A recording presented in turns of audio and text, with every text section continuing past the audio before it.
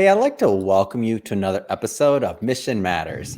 My name is Adam Torres, and if you'd like to apply to be a guest on the show, just head on over to missionmatters.com and click on Be Our Guest to apply.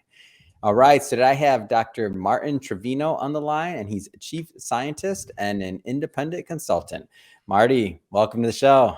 No, thank you, Adam. Thank you very much for having me. It's an honor and a pleasure to be here. All right, Marty. So, big topic today, and I'm really excited to have you on the line to get into it. So, really, the future of AI and data-driven and decision making. So, a lot of words in there, and we talk about AI as a buzzword, and we talk about obviously wanting to make data-driven decisions. A lot of business owners and executives watch this, and I'm excited to get into the weeds with on this topic with you because you got a lot of insight. But before we go further in that, I'd like to start this episode the way that we start them all with our Mission Matters Minute. So, Marty, we at Mission Matters, we amplify stories for entrepreneurs, executives, and experts. That's our mission. Marty, what mission matters to you?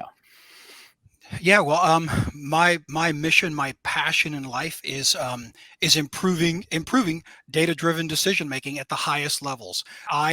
In my lifetime, I want to be a force to alter the sensory experience in data-driven decision making. It's been very couple dimensional. We hear people say numbers to us. We see numbers. We see visual analytics, on screens. But there's so much more. All the human senses, all that we are, all that we bring to the table, the richness as human beings. A lot of that's left on the table. It is my passion and goal in life that as we advance analytics, as we advance machine learning, as we integrate our cyber physical world, if you will, right? I think Zuckerberg's metaverse, but a little more sophisticated. Can we alter the sensory experience in analytics to further decision making? Man, I love your passion for this, Marty. It just sucks me in, and I know my audience is going to get sucked in as well. I want to go further back into your career, maybe like how did you get on this path to where you're at today? Like, where did all this begin for you? It began as a very young man. I come from a long line of men who have served their country. My father was a U.S. Marine for many years. His father before that was also a government officer, and we trace our lineage hundreds of years, and it's always been a thing. I was a young man, and I wanted to be a fighter pilot. I thought flying, fighter planes would be really awesome. But had a minor hearing loss and couldn't do that. So I went to school and said I'm going to get an education, but all the time figuring out a way that I could serve, and did fairly well in school, and stumbled into the U.S. intelligence agencies, and they helped fund my education. And about 17 years ago, I wound up serving as a United States intelligence officer within the National Security Agency of the United States, or the NSA. And if you don't know, the NSA, among the world's most formidable spy agencies, but they also guard information in the United States. They are responsible for guarding, for information assurance for the Department of Defense and all, and many other parts of the government they assist with. So I went to school, getting hired, and went on to be an American cyber spy.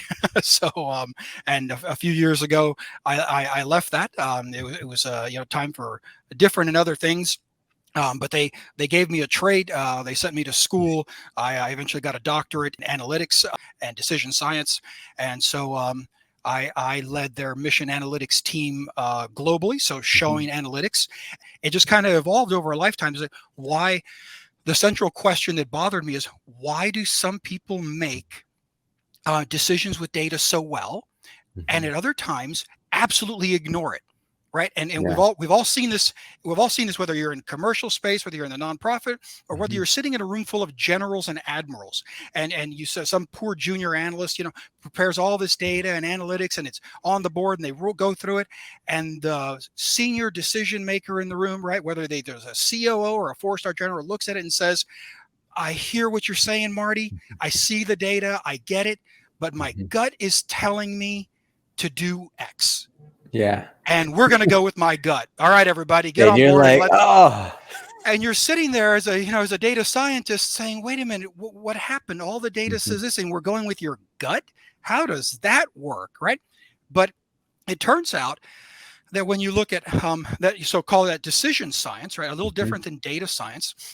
Decision science looks at it from the human perspective, and Mm. that's really a the neuroscience enters it into it. How is the human brain structured? How do those structures, those systems function in Mhm. relation to each other? How do they cooperate? How do they compete? But you also get into the psychology of individuals, right? Mhm. One's cognitive ability. Some people have higher IQs, different experience, their state and trait psychology. It all comes into this beautifully complicated ball of spaghetti that it becomes very difficult to untangle. How is it Mhm. that we sometimes make beautifully data informed decisions, and how is it sometimes that we don't? And it translates into artificial intelligence as well. Mhm. Why is it that sometimes we accept the recommendation of the AI and sometimes we say, forget it, I don't care what it says, we're going with my gut? So a lifetime, of wondering, of deep questions, some time of service with our country, and Mhm. now I act independently and just work with organizations and individuals Mhm. when they say, we want. I work largely in the realm of risk and particularly cyber risk, but making Mhm. very risky decisions. How do we make organizationally and Mhm. individually better data driven decisions, especially very risky ones? Long way around.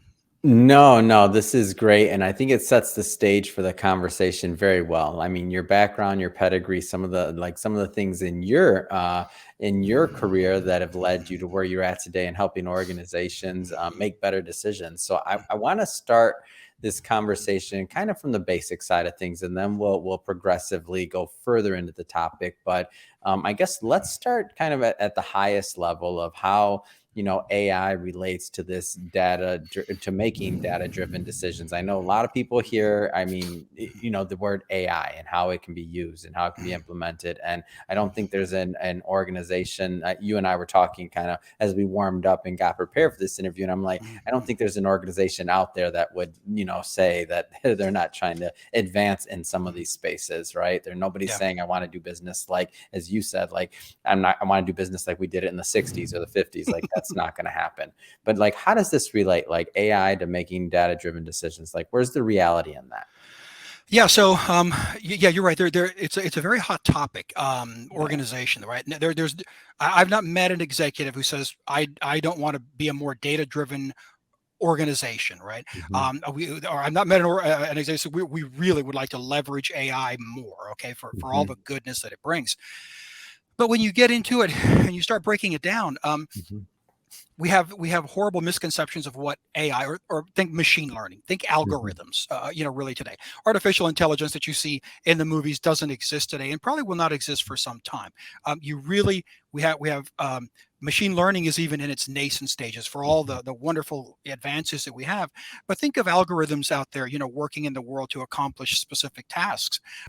You have to break up decision making first by types. And here's where, at the highest levels, where, executives are very concerned. They're super busy and they make the statement, we want to be data driven. We want to use AI, mesh these two things together and go do good. Um, that's not enough, right? That's not enough for a data science team to go out and do real goodness. And that becomes foul number one, that we don't Hmm. define what exactly machine learning is to our organization. Hmm. Um, we don't define decision types and how they happen. So you have think of it as multiple spectrums, if you will, long Hmm. right to left. On one end of the spectrum is pure is what we call low order decisions, or decisions that require low degrees of complex reasoning to accomplish. Think of ordering paper for the office. Right, Hmm. an algorithm could do that very quickly. How many reams did we use last month? How many reams did we use in Hmm. the last 3 4 months? Regression analysis. We used 30 last month, order 31 this month. Yeah. The human brain takes that and says, got it done, moving on. Right? Hmm. Okay. So we accept low order decisions very easily. We don't think Hmm. twice about them.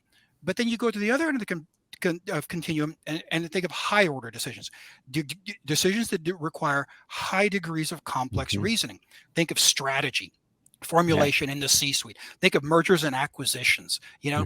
Um, and so, could we use, do we use data? Do we use analytics for there? Sure, absolutely. But there's where it runs afoul real quick. And what you find is, as you go along this spectrum, we Mhm. readily accept it with low order ones, and it gets progressively harder and harder and harder. And at the highest end, right, that where C-suite decisions are made, where decisions using complex reasoning that the human brain does beautifully, and that Mhm. machine learning does not quite yet, right? Our Mhm. current forms of machine learning do not Mhm. tackle complex reasoning at nearly as well as the human brain does. Um, Mhm. so, so uh, we find tremendous resistance there. But that's arguably where the most important decisions are made. So what we find is the lowest order of important decisions we readily accept Mhm. data analytics and the recommendation of an engine, but at the highest order we resist them to the nines. And we see that in the anecdotal evidence. The senior executive, no one's going to tell me how to do strategy. Yeah. I don't care what the damn computer says. I know how to do mergers and acquisitions, right? You Mhm. even see that even in sales organizations, much less so, right? Because sales, accounting, finance have really embraced metrics and measures and Mhm. analytics.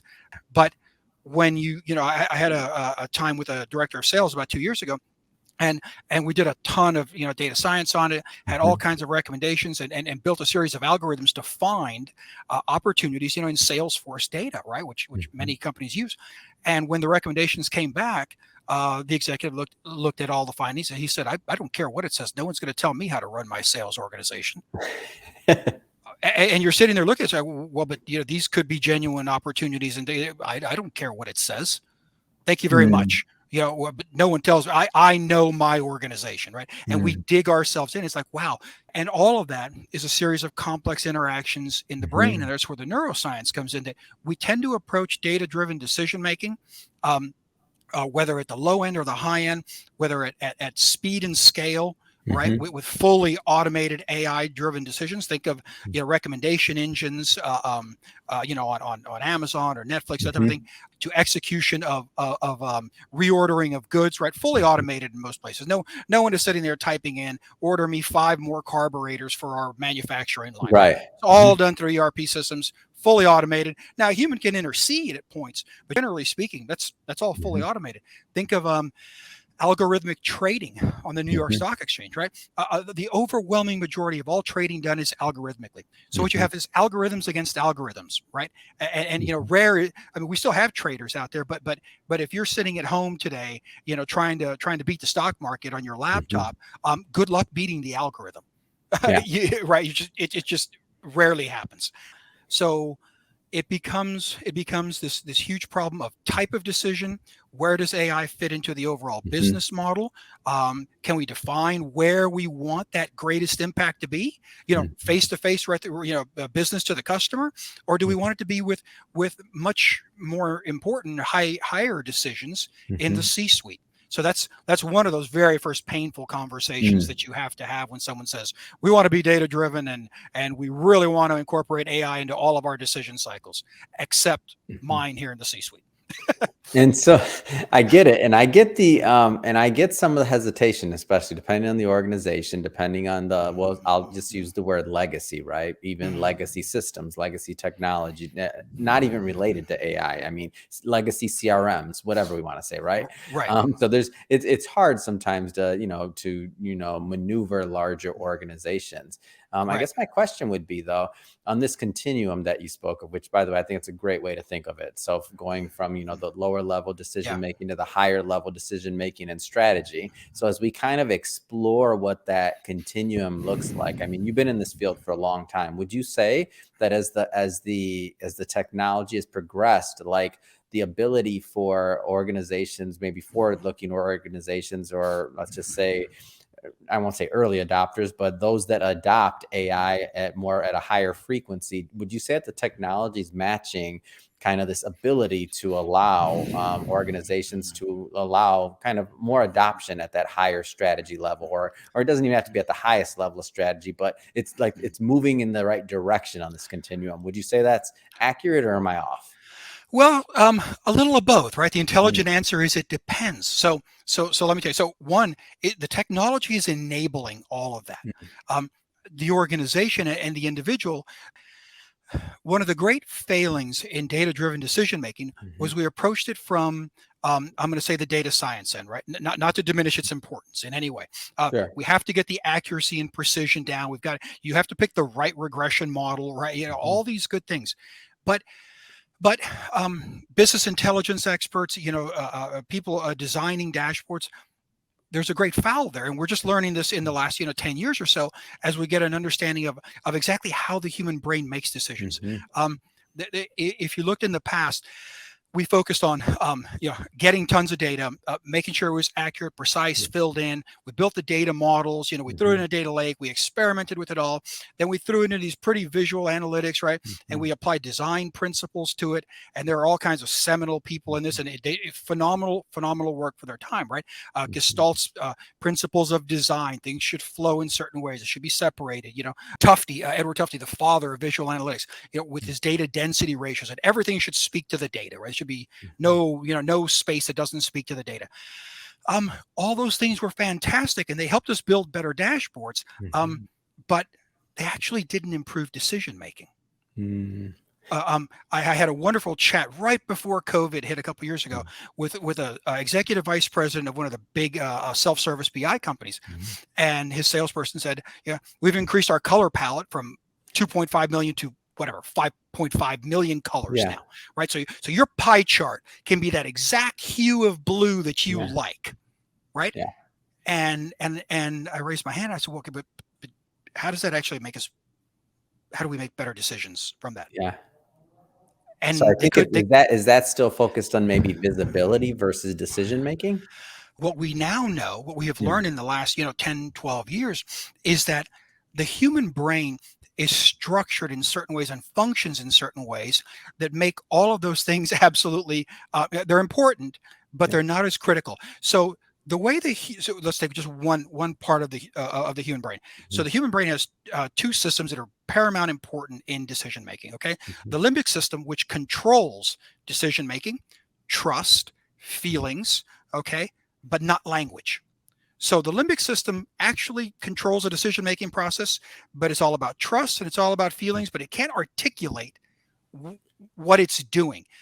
Yeah. Another system that functions in coordination with it and in competition with it is the neocortex. And the neocortex is responsible for all of our analytic thought Mhm. and language, but has no capacity for decision making. Mm. So the part of the brain that does analytic thought can speak, so it can say, well, these numbers don't match up to these numbers here, but the Mhm. but it doesn't make decisions. The part of the brain that makes decisions is all about language and feeling. Mhm. Okay, but it can't speak. So when you see that senior officer raise their hand and they've been looking at Say all the their data, gut, and, right? and they say, "I get it, what you're saying, but it just doesn't feel right. We're Ah. going to go with my gut." That's that's the tangible output, the visible output of those two systems, Mhm. both competing and cooperating at all times, and the human brain does it absolutely seamlessly. So and then you get into specific types of decisions that Mm. you can do very fast ones. Daniel Kahneman, in his seminal work, I think it was Think It Fast, Thinking Slow, um, uh, talked about system one, Mhm. rapid decision making. Okay, thin slicing. The book Blink popularized it versus the Mhm. system two, much slower, deliberate thought. So it becomes this very complex thing. But so when we look at this data, and we say make a data driven decision making, Mhm. make a data driven decision, and the data is precise, the data is accurate, the colors are what you like, the visual analytics are what they are. We've seamlessly applied these design principles, so it's aesthetically beautiful and it flows, and hierarchically it's great. And Mhm. people still say, but it doesn't feel right. Mm. And I've learned in my 30-year career as an executive not to ignore my gut. So we're going with my gut.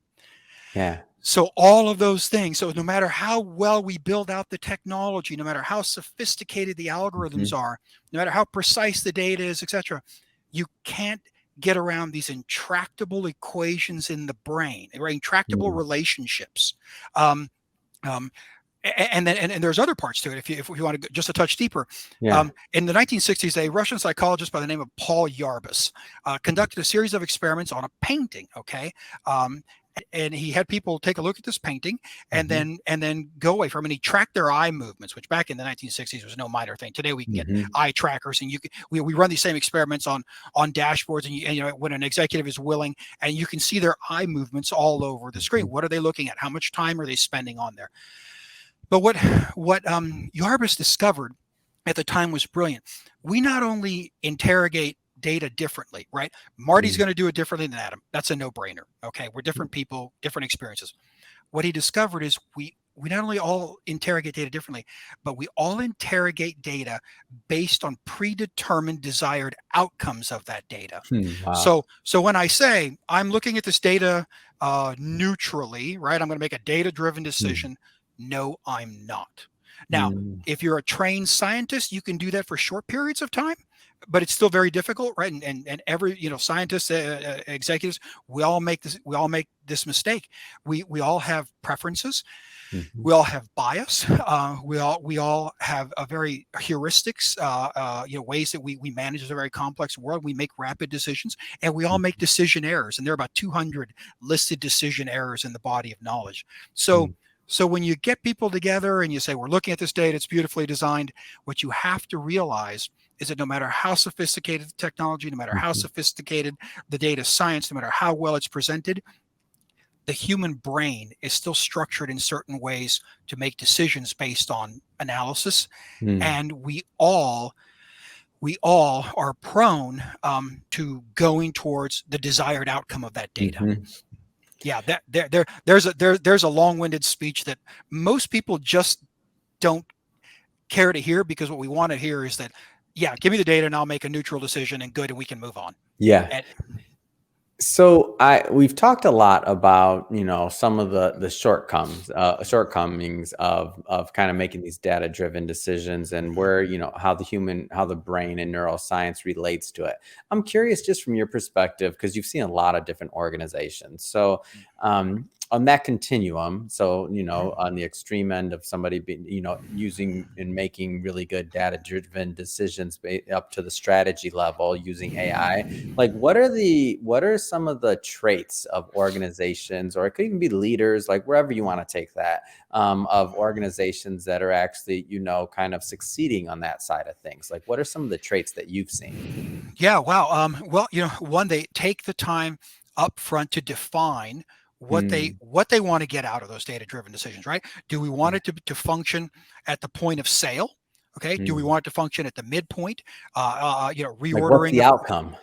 how do the desirable strategic outcomes Hmm. of using artificial intelligence, using algorithms, and making data driven decisions, how do they support our strategic goals and objectives, Hmm. right? You start with that, here's what we want to achieve. Here's where we're headed organizationally for the next year, 5 years, here are the big things we want to achieve.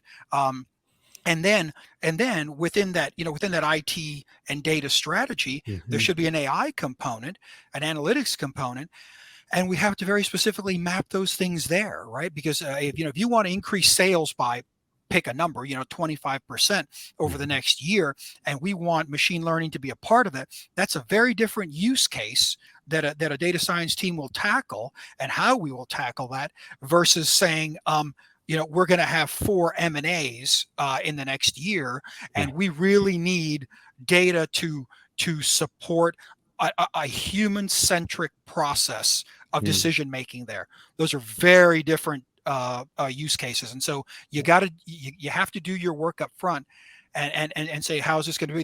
The worst thing I have ever seen happen in organizations is when it becomes platitudes, and they say, well, we're going to be an AI driven organization, and from the top levels it's not defined to the data scientists. what Mm. what exact outcomes do we want from the data science and visualization Mhm. efforts? They say, well, you figure it out, you're smart people. True, but we have no idea what you want. Well, I don't know what I want. Go do good things. Make me money with artificial intelligence. Make me money through better decisions. Yeah. Um, that abdication of leadership at the top just doesn't work well. But then Mm. that's why I have a job, because I help those conversations out translate Mhm. from okay, here's what machine learning can do. I mean, that's the other Yeah. part. People don't understand what can machine learning actually do. Mm. And that's not make us more money. That's the outcome of all the good things that machine Mhm. learning can do for us. But machine learning does not make you more money. Um, so you've got to break that thing down, and those are painful. Those are painful processes there. And there's where many times your C-suite officers can't talk to the engineers and the data science team because it's just too darn painful. Mhm. We need to increase sales by 25%, and you guys are asking all these ugly questions when I'm paying you obscene amounts of money in machine learning, and Mhm. and and figure it out, man. Go figure it out. And those type of efforts end in disaster. Yeah. And what's interesting about this is as we look at different parts of a business, just to kind of juxtapose, like you Mhm. wouldn't do that with marketing, you wouldn't do that with a new product design or development, or like you're launching something completely new. Like leadership's not going to say, oh, just go figure it out. Like that's No, not going right, to happen. So right, like how can you expect to do the same thing when it comes to data science or anything of that nature, like or AI, and how you're going to make like higher level strategy decisions? So I can but it's see how right, mentally this would happen. Like right. they look at then they've maybe had some success in Mhm, having that conversation and saying, hey Marty, just go mhm. figure it out to order us better paper, right? Or order paper on time. And so for the lower level, maybe decision making, correct me if I'm wrong, that may have worked for a time, but as you go up in that Excuse me. strategy continuum, like it takes more and more involvement because you have to pre-plan what the desired outcome is so that you can actually make a real decision. And then at the end of the day, you're not kind of pulling the plug, going with your gut. Right. Not saying the gut wasn't right, maybe sometimes No. it is, but it's not adding to your tool set of Right. being able to make a real data driven decision, utilizing AI, which would be the ultimate goal. Yeah, and so there's where the differences happen, right? Mhm. I've worked with numerous marketing directors, and Yeah. they are very often very very good about accepting data, right? Yeah. But again, it's accepting data. Where do we advertise? Where, how, what type of advertising? Where do we hit? Social media, etc. Those are relatively not high degrees of complex reasoning. The data Mhm. clearly shows if we go this way, we're going to get more returns. We're going to get the, Yeah. the funnel, the sales funnel goes down really nicely. So Mhm. they tend to do that very well. Um, Mhm. Again, it's when you get to the higher order stuff. Now take cyber risk. Okay, cyber Right.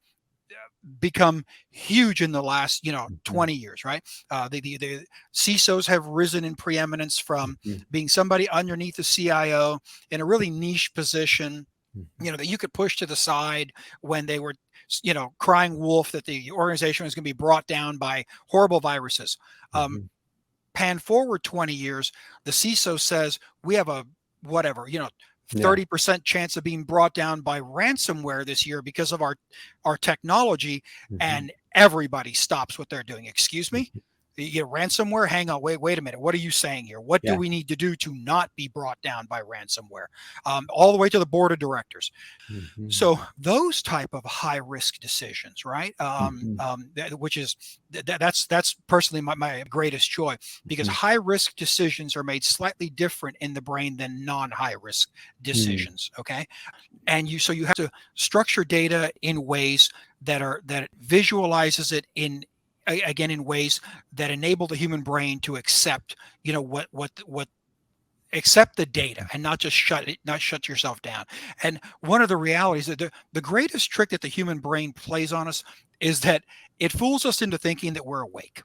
Okay, when actually we go through the overwhelming majority of our life not being awake. We think we see, hear, smell, feel, touch everything around us, right? This huge big world. But when you understand how the human eye moves back and forth, we're actually only seeing small slivers of our world. And we, we, Mm. we base that on what we call an internal model. And that internal model is formed in the brain um, in an area between the visual cortex and the thalamus. And it takes information from all kinds of things. So when we Mhm. see like a dashboard, we see data, or we see things in front of us, our eyes take in a tremendous amount of information. Huge amounts Mhm. of information goes through the cortex. Okay, matter of fact, it's one of the largest systems in the brain. Um, Mhm. that goes to an organ called the thalamus, and the thalamus also pulls information from the visual cortex, what we believe to be true about the world, our beliefs. Okay, and it intermixes that information and it sends it back to be formulated into, call it a mental model, right? Mental models we all know of. From a neuroscience perspective, it's actually called the internal model. But Mhm. that here's the kicker: what you're seeing in front of you, what people are telling you, that information that's coming in Mhm. into your brain, going to mix in and update your reality of the world. Mhm. The human brain takes 6 times more information of what it already believes to be true than Hmm. what it's seeing with its eyes. So when they say, Interesting. yeah, so I'm looking at the data, I'm looking at the dashboard, and you say, do you see everything? Do you understand everything? Yes. Mhm. Well, from a scientist's perspective, it's not interesting that some people say yes. What's Mhm. interesting is everyone says yes. Hmm. So we've done experiments with like CISOs, and chief financial officers, and you say you present all this data in this dashboard, and you ask, is there, you have any questions to this? Can you manage from this? Does this tell you the story accurately? Yes, I got it. I got it. 99% say I understand it. But when you Hmm. turn the thing off and you say, okay, well, let's talk about the data just a little bit, and you start talking about it, huge gaps emerge. And, well, wait a minute, I need to see that again. So you didn't understand it. Well, I Yeah. just don't remember what's there. Okay, but you should remember some parameters of it. And again, it goes back to the human brain keeps in, call it RAM memory, Mhm. about 4 items. Okay. So about 4 things we actually keep in this rapidly accessible memory. Anything Mhm. more than that, we just kind of discard. And again, we think we believe we're looking and seeing and hearing everything, when actually it's a very, very small sliver. So Mhm. there are lots of things that have to be done from the human side, Mhm. okay, versus the technology or the data side. We have to pull all these things in together. Mm. I'll make um, a semi-prophetic statement here. The Uh-oh. few, yeah, here it comes. Right, if I'm I in, if I Marty. if I'm wrong, my career is over. Right. I'm in. Let's do Yeah, it. yeah. Well, it's too bad I'm not a political pundit, because they get stuff wrong all the time, and then the next week they just move on and no one remembers. In True. my job, they pull out and say, "Wait a minute, I'm looking at this document you wrote 18 months ago, and you were wrong." Uh, um, no, the future of data-driven decision making, especially in high risk situations, is Mhm. not about the data. It's not about the machine learning. I mean, it's not about the accuracy or precision. It is. Mhm. I'm not to diminish those things. It's as much about understanding the way human beings make Mm. decisions with data as it is the data itself. So, Mm. so I say the future of data-driven decision making Mhm. is understanding the human brain. It's understanding humans, because again, I can throw all this stuff at you. It's accurate, it's precise, it's beautiful. And Right. if it hits you the wrong way, you make Doesn't matter. your biases, your heuristics, it just does not fit with your mental model Mhm. of the world, and your gut overtakes it, and you say, Marty, brilliant, absolutely lovely, love the colors. We're going to go with my gut. Ah. But that's only on some end. On other Mhm. ends, especially like cybersecurity, okay, or opportunities to build, Mhm. sales or impact touch people, are very temporally specific. And today we move at cyber speed. We Mhm. move at cyber speed and cyber scale. So we're turning over an increasing number of those decisions that have to be Mm. made sometimes in thousandths of a second. Mm. The future of cybersecurity is artificial intelligence, and Mhm. human beings and algorithms and AI being meshed together seamlessly in this cyber physical world that we're building. Mm. So opportunities as we move towards. I personally dislike the term metaverse. I get it, and thank you. Mark, for having popularized it. But think of cyber physical systems, cyber physical world, or IoT, Mhm. everything meshing together. I can't even function without my phone. And I'm wearing another device here and another device there.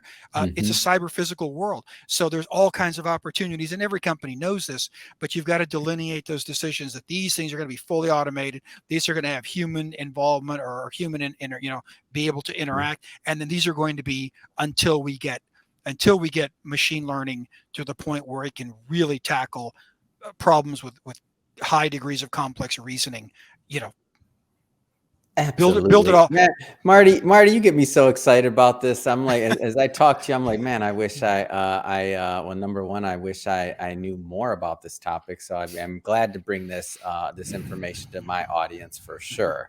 And I'm excited to see kind of the evolution. And now that I have in my mental model, as I hope my Yeah, my viewers do as well, mhm, this concept of this continuum of going yeah, from simple to complex and the strategy, and now even in just my day-to-day decision making, thinking about how my biases play into something over and above yeah, just the idea of my experience and things like that, like over and above, because we have these biases, but the way that you've laid this out, I feel gives mhm. us a lot of opportunity that if we It, can, I won't use the word mhm. overcome these biases because maybe No, that's not going to happen right, immediately, but if we can just think of that continuum and think about how we can make better decisions, I mean, going forward, I don't think anybody intentionally is like, no, I want to make bad decisions and I want to yeah, do it over and over again. Nobody's sure, saying that, and we're yeah. not we're not I'm really, picking at anybody today. We get that, yeah, but in yeah, the same sense, I know I looked in the mirror as yeah. we're talking,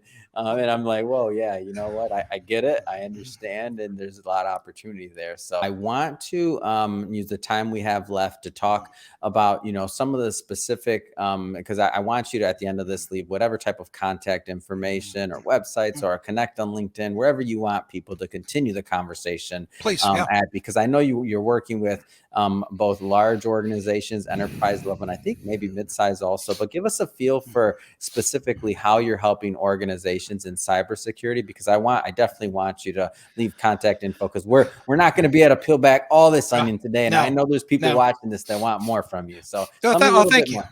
Thank you. So right now, I do an overwhelming majority of my work, and did at the NSA, on Mm, assessing enterprise risk. So enterprise risk management, or heavy mhm, cyber, because I've spent so many years in cyber, but also data privacy. Call it information assurance is my favorite word, even though it's kind of fallen out of favor, right? But mhm, securing the enterprise, securing our data, and calculating risk, which has mhm, expanded now into like COVID risk and other things. But right now, I'm only working with very, very large organizations. It mhm, seems that seems to be the trend. But mhm. mid-sized organizations, I have done in the past, and they're just wonderful because you can make such impact. But Yeah. it seems that the larger companies is where, well, if they can improve decision making by 5%. It can yield hundreds Yeah. of millions, billions of dollars, right? I mean, a Mhm, bad M&A can really sink you. Increasing sales by 20% over the next year and a half, 2 years. Oh my mhm, God, it's billions of dollars. Where this gets very practical, it can be on the strategy side, but it can mhm, be on the very tactical side as well. All these things, people will sometimes ask me, okay, great, doctor, this is, you've talked a lot of pie in the sky here. What do we mhm, really do, right, that's going to put bread on the table?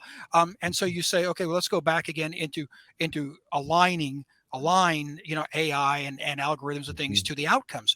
Um, and sometimes it's very simple things like, minimizing the use of certain types of analytics. Okay, mhm, pie charts, for example. The human brain has great difficulty ascribing quantitative value to two-dimensional spaces. mhm, Okay, the same with arc lengths, and you see analytics design like this, and they've got these beautiful arc lengths, a gorgeous analytic. But okay, how exactly do we determine a value to an arc length? And the brain has very, very difficult time doing this. Color is not associated with the quantitative value. Minimal use of colors on executive level dashboards. Yeah, very true. Understanding how memory works, right? When we present data mhm, temporally, sometimes we'll flood executives with data, tons of data all bloody day long, right? And with no idea of understanding of how memory mhm, functions, how it is structured in the human brain, right?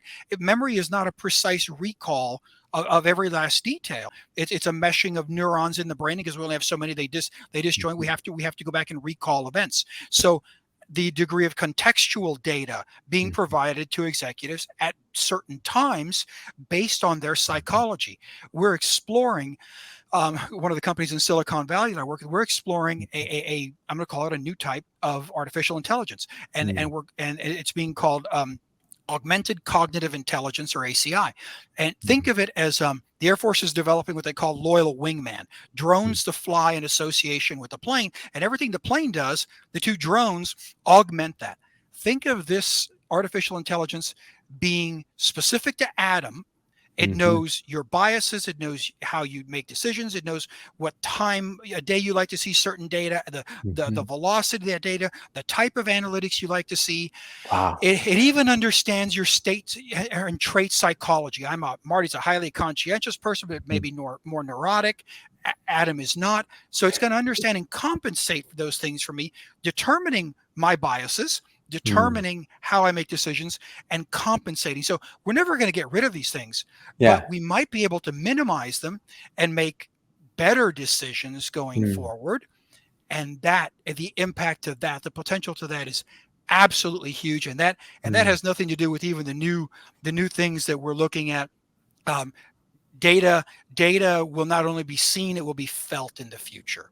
Ah. Okay, so there are experiments going on today, like in Wall Street, with electrovibral and tactile devices on the skin, that pulses of data are being felt, because we know the human brain will grow new neural connections to interpret Mm. new forms of data. So in 10 years, you might see cyber teams spread out on the floor and a bunch of wearable devices on them. And instead of looking, saying, I see something bad with the computer popping up, what's going to happen is an analyst is going to say, I feel something is wrong. And then they're going to Mm. go to the AI and converse with the AI, and whatever the AI's name is, Vicky, I feel something is wrong with this telemetry data. And the Mm. AI is also, a large neural net is monitoring that as well. And you'll have the Mhm. seamless mating of humans and computers in a new form of artificial intelligence. Or I'm just crazy.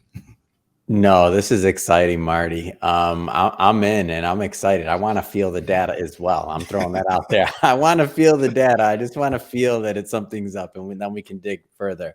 So if somebody's watching this and they want to connect and they want to continue the dialogue, I mean, how do people follow your work? Yeah, I am on LinkedIn, and please don't hesitate to reach out to me. Connect to me on LinkedIn, and it's basically Marty. Marty Trevino, risk science, or risk data Mhm. science. But I am on there, and don't hesitate to reach out to me on LinkedIn. I will have a conversation with anybody, and if I can help in any way, I'm happy to. Honored.